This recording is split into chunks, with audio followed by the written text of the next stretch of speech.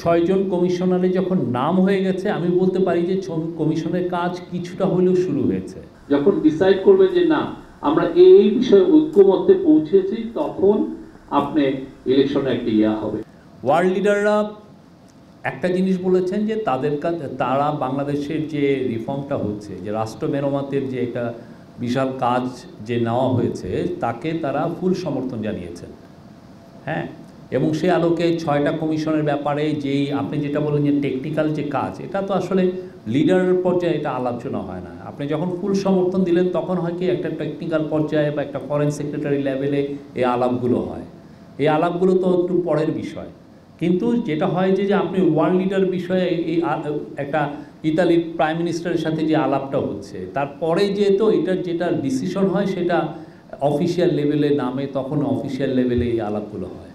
আর 6টা কমিশনের যেটা বললেন, হ্যাঁ কালকে থেকে এটা শুরু করার কথা, কিন্তু যেটা হয়েছে যে একটা ডিসিশন এসছে যে তার আগে এই বাংলাদেশের যে পলিটিক্যাল পার্টিগুলোর সাথে আমাদের উপদেষ্টা পরিষদ আর এক দফা আলোচনা করতে চাচ্ছেন, আলোচনা করে ওনারা এই এটা চূড়ান্ত করবেন। এখানে কি একটু পরিষ্কার করবেন যে তার মানে এই 6টা কমিশন কার্যক্রম অফিসিয়ালি কার্যক্রম শুরু করার আগে অ্যাডভাইজারি কাউন্সিল বা সরকার পলিটিক্যাল পার্টিগুলোর সাথে আরেক দফা ডায়ালগ করবে, এই তো? টেকনিক্যালি 6 জন কমিশনারে যখন নাম হয়ে গেছে আমি বলতে পারি যে কমিশনের কাজ কিছুটা হলেও শুরু হয়েছে, কিন্তু যেটা হচ্ছে যে পুরো পলিটিক্যাল পার্টিরা তো এখানে একটা স্টেক হোল্ডার, তার সাথে একটু আলাপ হবে, হয়ে তাদের মতামতটা একটু চাওয়া হবে অনেক কিছুতে। আমি দ্বিতীয়টা ফার্স্টে বলি, আমার মানে যে ওয়ার্ল্ডের যারা টপ লিডার কেউ কিন্তু টাইম ফ্রেম জানতে চায় না। তারা বাংলাদেশের জানেন যে যে কাজগুলো হবে ইট উইল টেক টাইম। একটা কমিশন হয়, অনেকগুলো কমিশন, এটা তো ধরেন একটা কনস্টিটিউশনাল কমিশন বা ইলেকশনের উপরে যেটা একটা ইলেকশন রিফর্মের উপর যেটা commission, it will take time.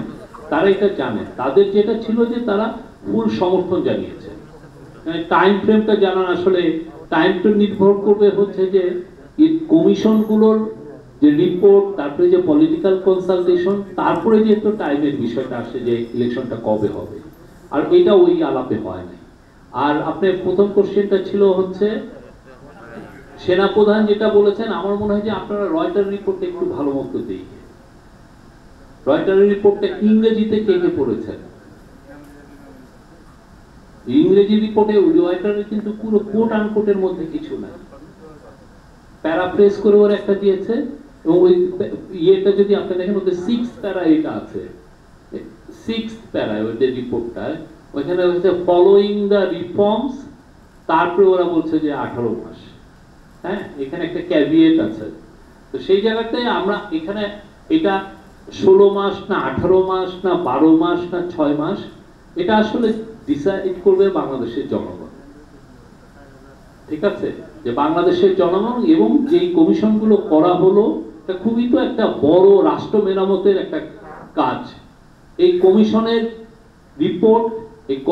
Report নিয়ে পলিটিক্যাল কনসালটেশন, এবং এই কনসালটেশনের পরে বাংলাদেশের জনগণ, বাংলাদেশের সোসাইটি, বাংলাদেশের সমস্ত স্টেক হোল্ডার যখন ডিসাইড করবে যে না আমরা এই বিষয়ে ঐক্যমত্যে পৌঁছেছি, তখন আপনি ইলেকশনে একটা ইয়া হবে। এটা কবে হবে? এটা কি 16 মাস পরে হবে নাকি 12 মাস পরে হবে না 8 মাস পরে? এটা আসলে এখনই নির্ধারিত করা যাচ্ছে না।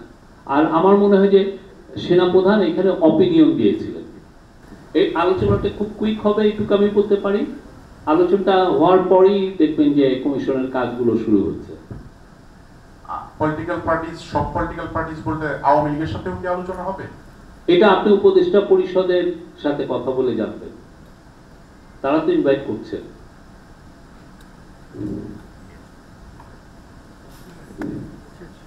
Any other question? Thank you. Hello. যতদূর জানি নিউ ইয়র্ক টাইমসের সঙ্গে ইন্টারভিউতে প্রধান উপদেষ্টাকে তারা একটা প্রশ্ন করেছিলেন যে নির্বাচনে তিনি নিজে অংশ নেবেন কিনা। তখন প্রধান উপদেষ্টা বলেছিলেন যে এ ধরনের কোনো পরিকল্পনা তার নেই। রাজনৈতিক দলগুলোরও কিন্তু একটা আশঙ্কা আছে, যেহেতু তার একটা পপুলারিটি আছে ডক্টর মোহাম্মদ ইউনূসের, এবং ছাত্র জনতার চাওয়ার ভিত্তিতে তিনি এসেছেন, সে কারণে তিনি যদি পলিটিক্যালি এগোতে চান সেটা তাদের জন্য রিস্ক হবে। এ ধরনের ক্ষেত্রে কি পরিকল্পনা পরবর্তীতে পরিবর্তনের কোনো ব্যাপার থাকবে কিনা বা এই ধরনের কোনো লক্ষণ আছে কিনা? উনি খুবই এক কথার মানুষ, উনি যেটা কথা বলেন সেটা উনি রাখেন। হ্যাঁ, আমি ওনাকে এই 50 দিন ওনার সাথে কাজ করছি, উনি খুব কথার বিষয়ে উনি খুবই এক কথার মানুষ, যেটা বলেন সেটাই উনি করেন এবং আমি দেখেছি যে কনসিস্টেন্টলি সেই কথাটা উনি বলেন। তার মানে নির্বাচনটা আয়োজনটাই ব্যাপারে উনি ডিটারমাইন্ড, তিনি নির্বাচনে অংশ নিচ্ছেন এটাই, না। এবং উনি রাষ্ট্র মেরামতের যে কাজটা, এটাকে উনি ভাবছেন যে এটা বাংলাদেশের জন্য, এটা হচ্ছে বাংলাদেশের নতুন জেনারেশন, বাংলাদেশের নতুন বাংলাদেশের জন্য এটা একটা বিগেস্ট অপরচুনিটি, এবং এইটা একটা খুবই মহৎ একটা কাজ। এই মহৎ একটা কাজকে উনি একটা সঠিক জায়গায় নিয়ে যেতে চান।